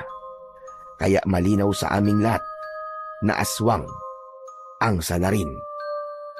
Dahil sa pangyayaring yon, ay nagpatawag ng pagpupulong ang aming kapitan. Lahat ng tao ay nagtipon-tipon sa plaza habang nasa harapan namin si kapitan at nagsasalita. Magandang umaga po sa inyong lahat. Kahit alam kong walang maganda sa umaga natin, dahil halos magkakasunod na patayan na ang nangyayari sa ating baryo. Alam kong alam nyo na may mga aswang na gumagala at sa totoo lang, ay hindi ko alam kung kaya ba silang labanan ng ating mga tanod. Ngunit, huwag kayong masyado mag-alala mga kasama. Dahil simula mamayang gabi, ay magroronda na ang mga tanod natin upang kahit papano ay masiguro ang ating kaligtasang lahat. Pero kahit magroronda ang mga tanod, sana naman ay huwag pa rin tayo maging kampante. Ipinagbabawal ko na ang paglabas pagsapit ng 7:00 ng gabi hanggang 6:00 ng umaga. Nagkakaintindihan ba tayo mga kasama? Mabuti naman at may ginagawa na itong si Kapitan. Akala ko hahayaan na lang niya ang mga tao rito. Ano ka ba, Lola? Huwag ka nga maingay. Baka mamaya may makarinig pa sa inyo eh. Mamaya makarating pa yan kay Kapitan. O, lagot tayo nito. Wala akong pakialam. Maganda nga makarating sa kanya para malaman niya na talagang hinintay pa niyang maraming mamatay bago siya umaksyon. Ay nako, wala namang kwenta ang pinagsasabi ng Kapitan na yan. Ang mabuti pa ay umuwi na tayo. Marami pa tayong gagawin sa bahay. Hinawakan ni Lola Bising ang kamay ko at umalis na kami sa plaza habang patuloy pa ring nagsasalita si Kapitan. Bakit naman po tayo umalis kagad, Lola? Hindi pa po tapos magsalita si Kapitan ah. Ay nako, naiinis lang ako sa kanya. Dahil ngayon lang siya nagsalita at gumawa ng aksyon. Dapat nung napabalita na may aswang dito sa atin, ay kumilos na kagad siya. Kaya nga po, Lola, dapat po pumayag na po kayong labanan ko po yung mga aswang para po bumalik na po sa normal ang buhay natin dito. Magtigil ka nga. Talaga sinasadya mo na yatang magalit ako sa iyo, ha? Saka bakit ba? Sigurado ka na matatalo mo ang aswang. Hindi porke may kapangyarihan ka, ay matatalo mo na sila. Lalo na't hindi mo pa alam kung gaano kalakas sa mga aswang na umaatake dito sa lugar natin. Di turuan niyo po ako makipaglaban, Lola. Hindi po ba manunugis po kay dati gaya po ni Mang Tibor? Kwentuhan niyo naman po ako sa mga nakalaban niyo pong aswang dati, Lola. Sige na po. Wala kang maririnig na kwento sa akin pagdating sa bagay na yan. Matagal ko na kinalimutan ang pagiging manunugis dahil yan ang naging dahilan kung bakit namatay ang iyong lolo. Ginantihan ako ng mga aswang sa pamamagitan ng pagpatay sa kanya. Pero, Lola, magaling po ba kayong manunugis? Hindi lang magaling, kundi napakagaling na manunugis ng lola mo, Pepe. Parehas kaming nagulat ni Lola nang marinig namin ang boses ni Mang Tibor sa aming likuran. Sabay pa kaming lumingon kay Mang Tibor. Aba, sinusundan mo ba kami, ha, Tibor? Hindi ko kayo sinusundan. Gaya nyo, ay umalis na ako sa plaza dahil naiinip na ako sa mga sinasabi ni Kapitan. Saka, hindi ko kasalanan na iisang daan pa uwi sa ating mga bahay.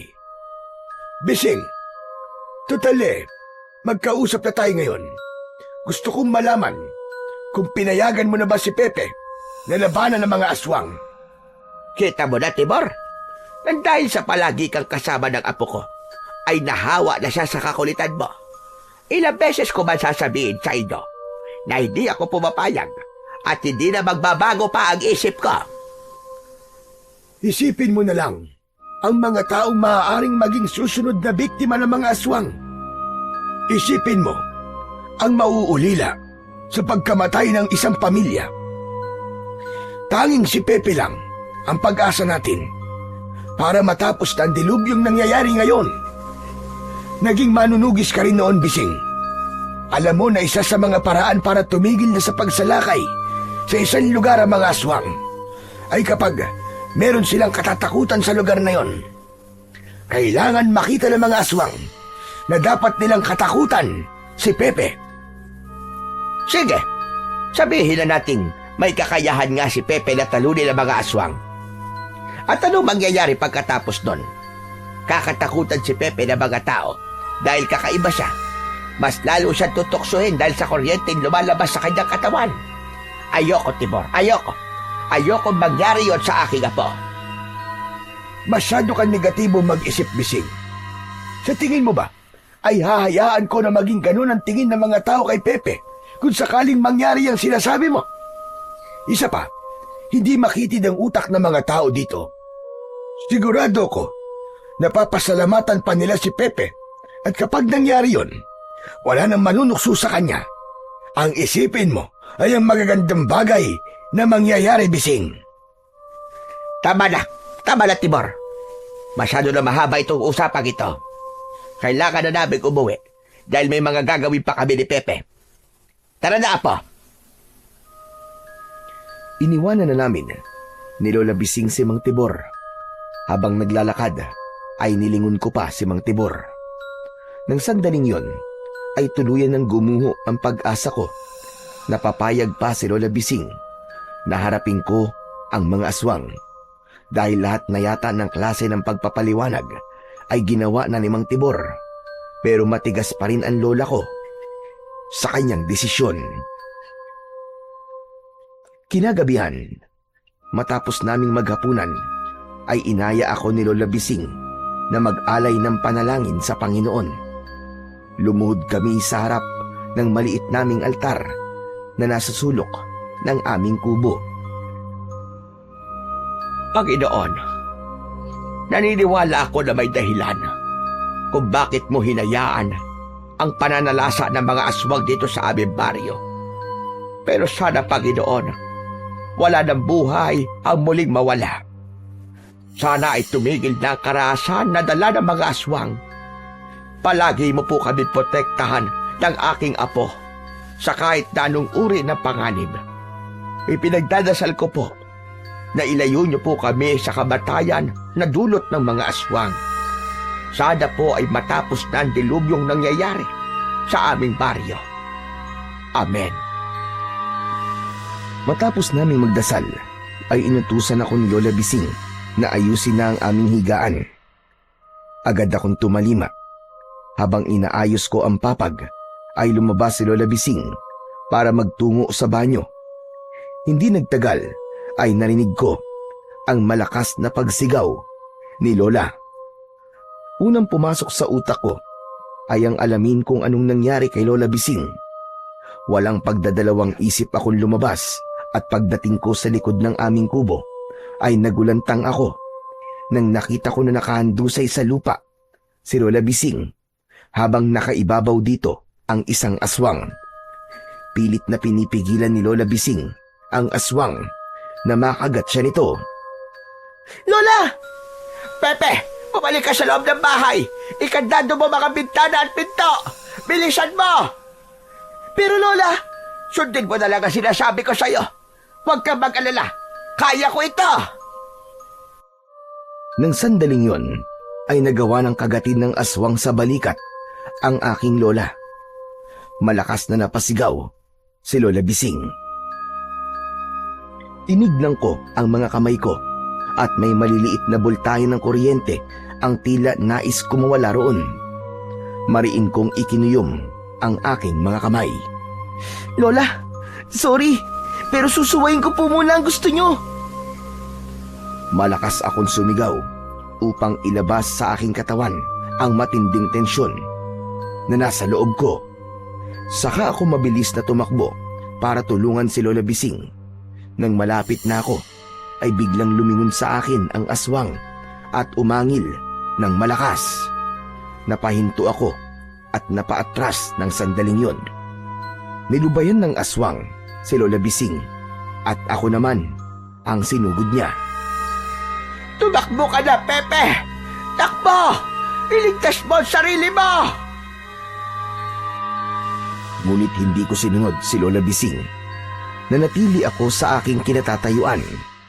Nang sinunggaban ako ng aswang, ay inilapat ko ang mga kamay ko sa dibdib niya. Kumawala mula roon ang napakalakas na boltahe ng kuryente.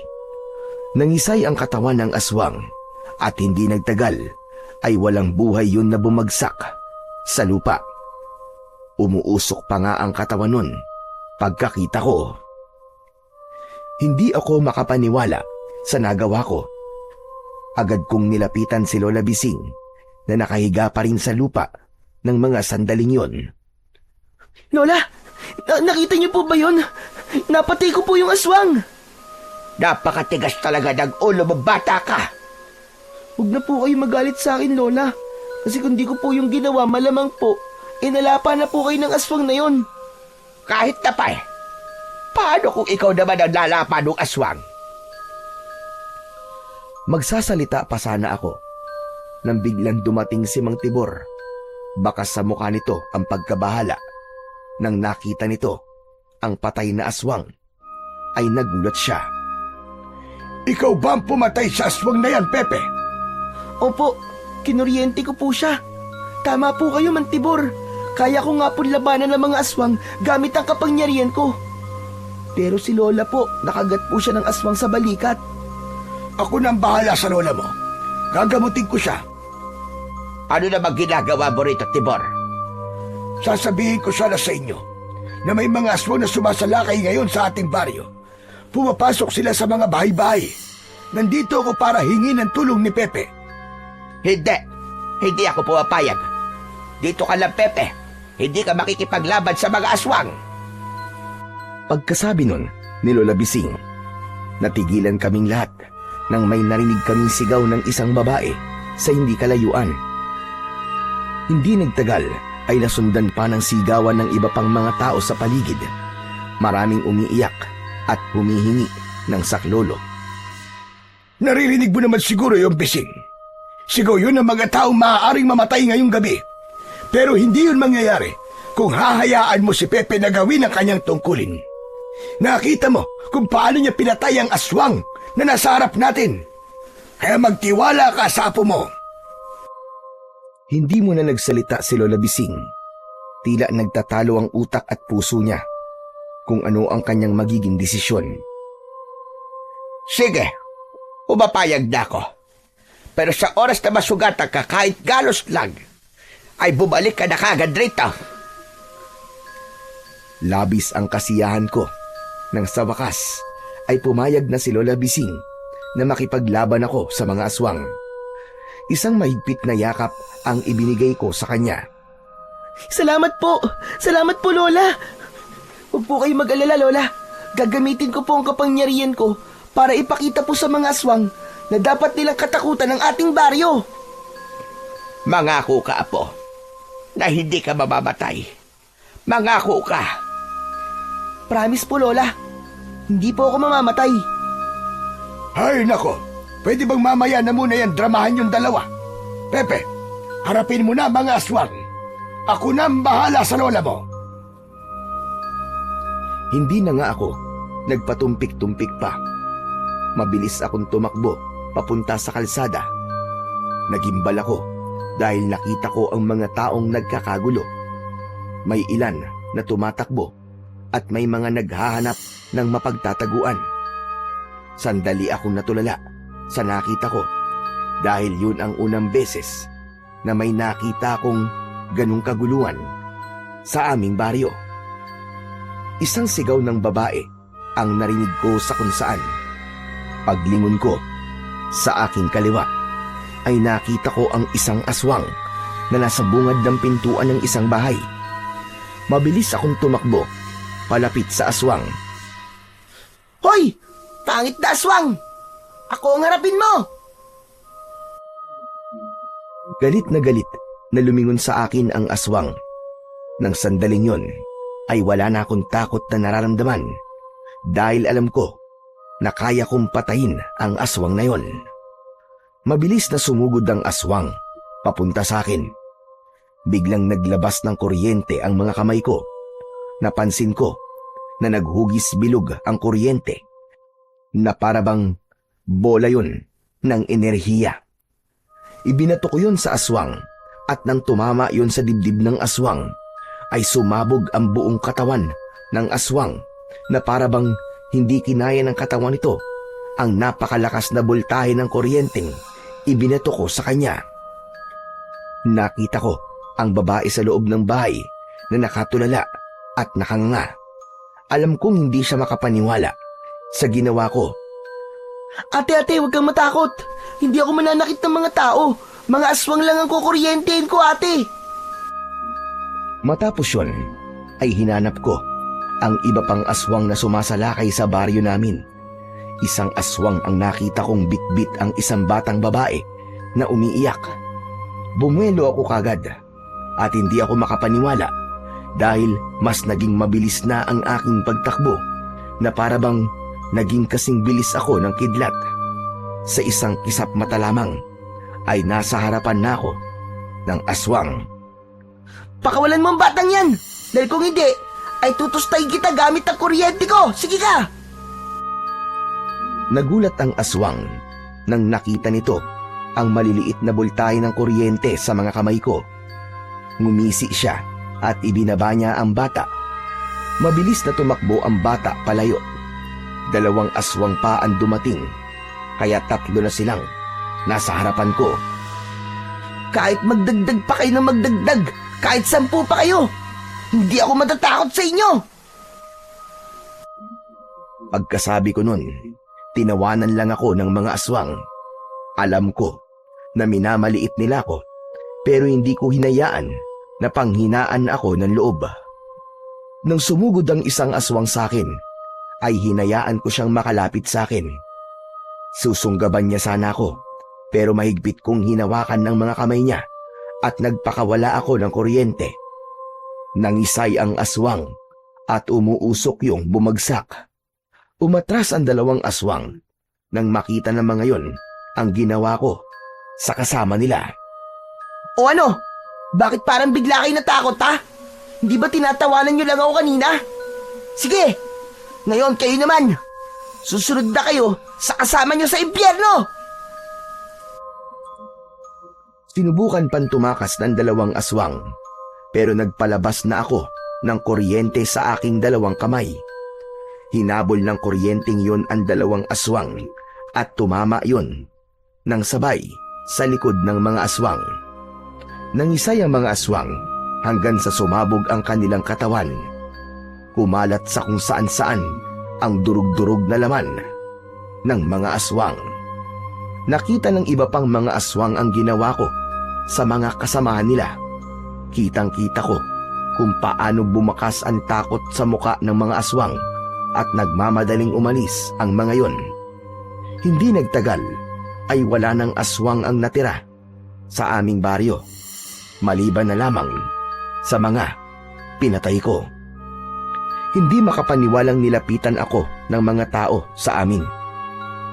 Inasahan ko na matatakot sila sa akin, pero iba ang nangyari. Puro pasasalamat at papuri ang natanggap ko mula sa kanila, kaya hindi ko mapigilan ang mapaluwa dahil sa labis na kasiyahan. Hanggang sa lumapit na rin sa akin sina Lola Bising at Mang Tibor. Lumuluwang niyakap ako ng aking lola. Lola, tinupad ko po ang pinangako ko sa inyo, ha? Hindi po ako namatay. Salamat sa Diyos at hindi ka niya pinabayaan na po. Kanina ko pang gustong lapitan ka, pero pinipigilan lang ako ni Timor. Pero nakita niyo po bang ginawa ko, Lola? Oo, Apo. Nakita ko ang lahat at sobra akong humanga sa galing mo. Patawarin mo ko kung pinigilan kita noon na gawin ito. Natatakot lang talaga ako na may mangyaring masama sa iyo, Apo. Tignan mo, Bising. Sabi ko naman sa iyo hindi matatakot ang mga tao kay Pepe. Tignan mo nga at nagpapasalamat pa sila sa kabayanihan ng iyong apo. Hindi ko maipaliwanag ang kasiyahan na nararamdaman ko ng sandaling yon. Bukod sa Diyos, ay nagpasalamat din ako kay Makaptan dahil siya ang nagbigay sa akin ng kapangyarihan na nagligtas sa aming baryo mula sa mga aswang ng gabi na yon. Matapos ang gabing yon, ay wala ng aswang ang naglakas na loob na bumalik sa aming baryo dahil sa takot sa akin. Sa halip na katakutan, marami ang humanga sa akin kahit alam nilang kakaiba ako. Si Lola Bising naman ay tuluyan ng tinanggap ang tungkulin ko bilang tagapagtanggol ng aming baryo. Tinulungan pa ako ni Mang Tibor para mas makontrol ko ang aking kapangyarihan. Nang dahil sa mga nangyari, ay natutunan kong harapin ang aking takot. Natutunan ko na kapag pinili mong lumaban kahit natatakot ka, ay may mabuting maidudulot ito. Hindi lang sa sarili mo, kundi pati sa ibang tao. Ngayon, mas buo na ang loob ko at buong puso ko na tinatanggap na ako, si Pepeng Kuryente, ang batang piniling harapin ang takot